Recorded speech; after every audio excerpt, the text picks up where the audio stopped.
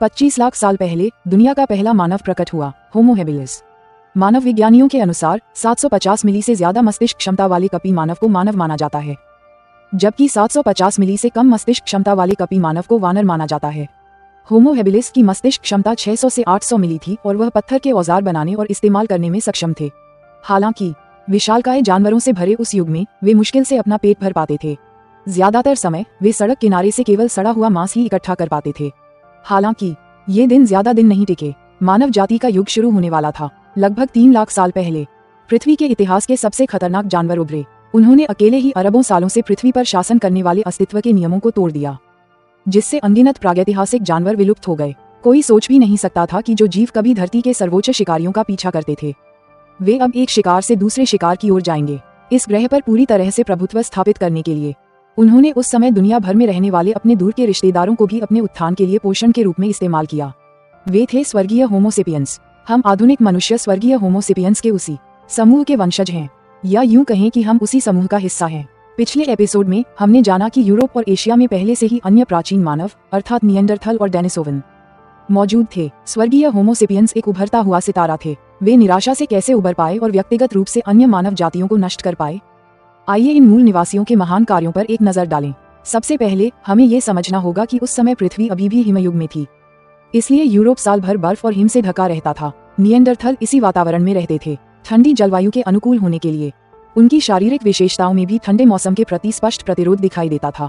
सबसे पहले उनके पास एक मजबूत और हृष्ट-पुष्ट शरीर, मृत प्रतीत होने वाले अंग और अच्छी तरह से विकसित मांसपेशियां और हड्डियां थीं। मजबूत हड्डियां, बड़ा और उभरा हुआ स्वरयंत्र और खोपड़ी, चपटा माथा और बड़े दांत।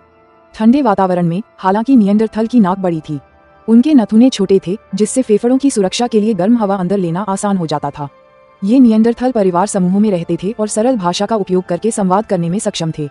हालांकि पारिवारिक विकास की सीमाओं के कारण निएंडरथल आमतौर पर जो कुछ भी मिल जाता था उसे खा लेते थे, जिसके कारण उनके आहार में अंतर आया। चीन में इस काल के प्राचीन मानव जीवाश्मों में ड्रैगन मैन, माबा मैन, जुचांग मैन, चांग्यांग मैन, डिंकुन मैन आदि शामिल हैं। ये सभी प्रारंभिक होमो सेपियंस से संबंधित हैं। ड्रैगन मैन की खोपड़ी का जीवाश्म 1933 में कैम्ब्रिज सोंगहुआ नदी में श्रमिकों द्वारा खोजा गया था। 25 जून 2021 तक चीनी जीवाश्म विज्ञानी प्रोफेसर जी कियांग के नेतृत्व वाली एक टीम ने अपने शोध परिणाम प्रकाशित नहीं किए और आधिकारिक तौर पर इसका नाम ड्रैगन मैन रखा। हालांकि एक हालिया शोध ने साबित कर दिया है कि ड्रैगन मैन असल में डेनिसोवन है, जिसे निएंडरथल भी कहा जाता है। ये जानने के बाद हमारे दिवंगत होमो सेपियंस पूर्वज कब प्रकट हुए? लगभग 3 लाख साल पहले अफ्रीका में बचे होमो हीडलबर्गेंसिस का एक समूह दिवंगत होमो सेपियंस में विकसित हुआ। इसलिए दिवंगत होमो सेपियंस, निएंडरथल और डेनिसोवन सभी रिश्तेदार हैं, जो सभी होमो हीडलबर्गेंसिस से विकसित हुए हैं। हालांकि इस समय तक अफ्रीकी पर्यावरण बेहद कठोर हो गया था। पृथ्वी के हिमयुग के कारण बड़ी मात्रा में जल संसाधन जम गए थे, जिससे महाद्वीप बेहद शुष्क हो गया था।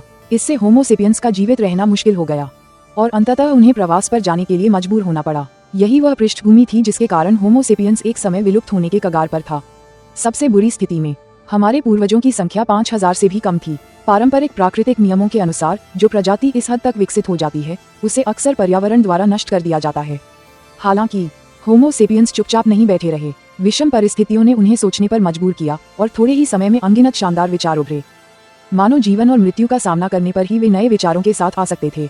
निर्णय के क्षणों में हमारी प्रजाति अपनी सबसे अद्भुत क्षमता को उजागर करती है। प्रवास के दौरान उन्होंने शुतुरमुर्ग के संसाधित अंडों को सावधानीपूर्वक जमीन में गाड़ दिया। इन अंडों के छिलकों में संभवतः पानी होता था, जो आपात स्थिति के लिए एक जीवित भंडार के रूप में काम करता था, अन्य प्रजातियों के विपरीत जो केवल शिकार और उपवास पर निर्भर थीं। होमो सेपियंस में दूरदर्शिता की गहरी समझ थी और वे भविष्य के लिए तैयारी करना जानते थे। ये साधारण भंडार एक दिन उनकी जान बचा सकते थे। अपनी दूरदर्शिता के अलावा होमो सेपियंस ने पहले से ही दुर्लभ शिकार को पकड़ने के लिए और अधिक शक्तिशाली हथियारों का आविष्कार और परिशोधन भी शुरू कर दिया। हम अक्सर यह मान लेते हैं कि प्राचीन शिकार में केवल डंडे और डंडे से मारना शामिल था, लेकिन ये हमारे पूर्वजों को कम आंकना है।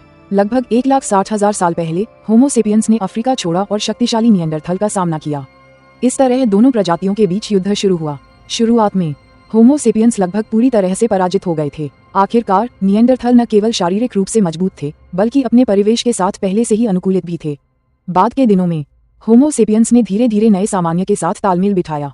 शुरुआत में उनके शिकार में खरगोश जैसे सतर्क जानवर शामिल थे, क्योंकि ये कम जोखिम वाले और पकड़ने में आसान थे। इसलिए शुरुआत में उनकी युद्ध क्षमता निएंडरथल की तुलना में बहुत कम थी, लेकिन समय के साथ स्थिति बदल गई। होमो सेपियंस ने अपने हथियारों को परिष्कृत किया और शिकार के हर अवसर का लाभ उठाने में माहिर हो गए। उनका सामाजिक ढांचा समृद्ध था, संचार और समन्वय में उत्कृष्ट। एक चरवाहा शिकार को एक निर्दिष्ट क्षेत्र की ओर ले जाता था और एक सीटी शिकार का संकेत देती थी। साधारण भालों की फेंकने की सीमा सीमित होती थी, सटीकता सीमित होती थी और मारक क्षमता कम होती थी। लेकिन जब भाले को फेंकने वाले के साथ जोड़ा गया तो सब कुछ बदल गया। इस छोटे से फेंकने वाले औजार ने युगों युगों से चले आ रहे प्राकृतिक विकास के संतुलन को बिगाड़ दिया। इस साधारण औजार ने फेंकने की दूरी और शक्ति को उल्लेखनीय रूप से बढ़ा दिया। यह मृत्यु के कगार पर खड़े होमो सेपियंस द्वारा निर्मित एक चमत्कार था। आज भी हम कुछ जगहों पर इन फेंकने वाले औजारों को देखते हैं। उदाहरण के लिए अलास्का में रहने वाले मूल अमेरिकी आज भी सील का शिकार करने के लिए इसी तरह के औजारों का इस्तेमाल करते हैं। जब भाले के मुख्य भाग में एक भाला डाला जाता है और फिर फेंका जाता है तो फेंकने की दूरी और शक्ति दोगुनी से भी ज्यादा हो सकती है। इन्हीं प्रेरणाओं और औजारों ने होमो सेपियंस को अपनी शारीरिक कमजोरियों पर विजय पाने और ऐसे हथियार बनाने में मदद की जिन्होंने उनके युग में क्रांति ला दी। वे नवाचार और सोच के उस्ताद थे। यदि हम उत्खनित पत्थर के औजारों को कालक्रमानुसार व्यवस्थित करें तो हम पाएंगे कि उनकी कारीगरी उत्तरोत्तर परिष्कृत होती गई, जिसमें न केवल तीखे चाकू थे बल्कि 1000 डिग्री तीखे औजार भी थे। नहीं की यह असमानता क्यों? इस तर हम उनके अवशेषों और मस्तिष्क संरचना में पा सकते हैं। यह एक चट्टानी आश्रय का अवशेष है जहां होमो सेपियंस रहते थे, एक चट्टान के नीचे स्थित। ये लगभग 500 वर्ग मीटर के क्षेत्र में फैला है और इसमें 150 लोग रह सकते थे। इसके विपरीत उत्तरी स्पेन में खुदाई में मिले एक निएंडरथल स्थल पर भालों की संख्या केवल लगभग 13 लोगों की थी। अन्य समान स्थलों पर लोगों की अधिकतम संख्या लगभग 20 है। इससे भी महत्वपूर्ण बात यह है कि डीएनए विश्लेषण से पता चलता है कि वे लगभग सभी एक दूसरे से संबंधित थे। निएंडरथल आमतौर पर छोटे परिवार आधारित समूहों में रहते थे। इस जनसंख्या संरचना ने तकनीकी प्रसार और नवाचार की गति को बहुत सीमित कर दिया। और मस्तिष्क संरचना को देखें तो दोनों के विकासात्मक क्षेत्रों में भी अंतर है। निएंडरथल के मस्तिष्क के दृष्टि के लिए जिम्मेदार पश्चक क्षेत्र अधिक विकसित थे, जिसके परिणामस्वरूप उनकी आंखें बड़ी थीं, जिससे वे अंधेरे में भी स्पष्ट रूप से देख पाते थे। दूसरी ओर होमो सेपियंस का ललाट लोब अधिक विकसित था, जो अमूर्त चिंतन, तार्किक तर्क और सामाजिक व्यवहार के लिए जिम्मेदार था। इसने होमो सेपियंस को संचार और सहयोग में अधिक कुशल बनाया। जब किसी समूह में कोई प्रतिभाशाली आविष्कारक उभरता था तो पूरी जनजाति अपने निष्कर्षों को साझा कर सकती थी, उन्हें लगातार बेहतर बनाती और प्रसारित करती थी। छोटे समूहों में रहने वाले निएंडरथल भले ही कभी कभी उनमें कोई प्रतिभाशाली व्यक्ति होता था, अपने काम को प्रसारित करना मुश्किल पाते थे और अंततः व्यक्तिगत रूप से पिछड़ जाते थे। होमो सेपियंस के औजारों के आविष्कारों ने अभूतपूर्व लाभ पहुंचाए। उनकी सामाजिक प्रवृत्ति ने जनजातियों को एक साथ काम करने और एक साथ विकसित होने में मदद की। धीरे धीरे सैकड़ों की संख्या में बड़े समुदायों का निर्माण किया और वास्तव में एक समाज की बुनियादी नींव विकसित की। होमो सेपियंस न केवल हथियारों और औजारों को साझा करते थे, बल्कि भावनाओं और संस्कृति जैसे आभूषण और आदिम मनोरंजन को भी साझा करते थे। सामाजिक संरचना जितनी अधिक स्थिर होती, भोजन प्राप्त करना उतना ही आसान होता। होमो सेपियंस भी अधिक गहराई से सोचने लगे। वे अपने दिवंगत प्रियजनों को याद करने लगे और मृत्यु के बाद की दुनिया के बारे में कल्पना करने लगे। आस्था का भ्रूण रूप चुपचाप जन्म ले रहा था। कई गुफाओं के खंडहरों में प्राचीन लोगों द्वारा चित्रित भित्ति चित्र मौजूद हैं। उदाहरण के लिए मानव और जीवनकाल की रहस्यमयी छवि को शैमानिक अनुष्ठानों में कुलदेवता माना जाता है। यहीं से आदिम आस्था की शुरुआत हुई, जिसने बाद में मानव सभ्यता के जन्म को प्रभावित किया। अपने खाली समय में होमो सेपियंस गाते थे। जनजातीय अनुष्ठान भी आवश्यक थे। वे रहस्यमय प्रकृति के प्रति श्रद्धा रखते थे। वे सफल शिकार और जीवन के लिए और देवताओं से शक्ति प्रदान करने के लिए प्रार्थना करते थे। इस साझा विश्वास ने उन्हें आध्यात्मिक रूप से करीब ला दिया और यह एकता बाद की आपदा में उनके उद्धार की कुंजी बन गई। इन विविध परिस्थितियों में मानव ने अंततः निएंडरथल को पराजित किया और तेजी से दुनिया भर में फैल गया। इस प्रक्रिया में उन्होंने निएंडरथल और डेनिसोवन के साथ संभोग किया, जिससे उपजाऊ संतानें पैदा हुईं। स्पष्ट रूप से तीनों जातियों का एक ही पूर्वज था। हाल के आनुवंशिक शोध से पता चला है कि अफ्रीकियों को छोड़कर यूरेशिया के आधुनिक मनुष्यों में औसतन 1% से 4% निएंडरथल और डेनिसोवन जीन मौजूद हैं। एशिया प्रशांत क्षेत्र के आधुनिक मनुष्य डेनिसोवन या ड्रैगन लोगों से ज्यादा निकटता से जुड़े हैं। यूरोपीय और अमेरिकी डीएनए में डेनिसोवन जीन काफी कम है, जबकि अफ्रीकी डीएनए में डेनिसोवन जीन लगभग न के बराबर हैं। उस समय कई प्रागैतिहासिक विशालकाय जीव अभी भी दुनिया में विचरण करते थे, जैसे विशाल मेमथ और कृपाण दांतेदार बाघ और खूंखार भेड़िए जैसे भयानक रूप से फुर्तीले शिकारी, जो असाधारण गति और घातक प्रहार करने में सक्षम थे। ये बिल्लियां और शिकारी कभी इंसानों को भोजन समझते थे। इन निरंतर खतरों का सामना करते हुए खतरे में इस व्यक्ति ने फिर भी अपनी नियति से लड़ना नहीं छोड़ा। हम बचे हुए गुफा चित्रों में भी देख सकते हैं कि प्राचीन मानव और मेमथ क्रूर अद्वितीय संघर्ष का आनंद लेते थे। हालांकि होमो सेपियंस इन जीवों के विलुप्त होने का एकमात्र कारण नहीं हो सकता है, लेकिन यह निश्चित रूप से उनके विलुप्त होने में एक प्रमुख शक्ति थी। होमो सेपियंस ने फिर दुनिया को जीतने के लिए अपनी यात्रा जारी रखी। यूरोप में उनके विस्तार ने निएंडरथल के रहने की जगह को सीमित कर दिया। छोटे परिवारों में रहने वाले निएंडरथल संकट में थे। उन्हें शिकार करने में कठिनाई होती थी।